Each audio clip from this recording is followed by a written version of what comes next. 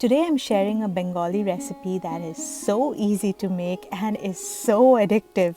It is called Potol Bhaja in Bengali and Parwal fry in Hindi.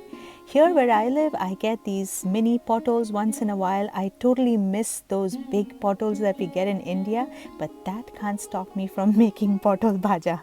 So you cut off the ends of the potol like that and peel them in alternate stripes like that. Next, we are going to cut it right from the middle into two halves. But guys, cut it on a chopping board because sometimes the seeds are hard and you could hurt your fingers if you cut it this way.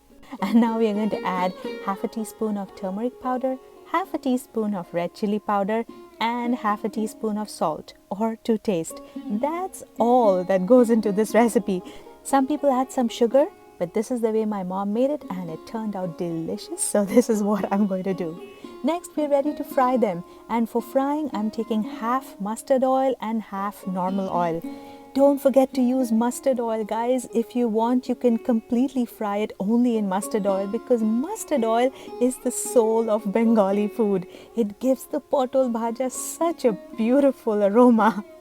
We are going to fry the potols on medium heat and make sure to put them with the seed side down first because that side takes longer to cook. It should take about 5 to 6 minutes, and now it's time to flip them over. On the other side, it should take about 3 to 4 minutes.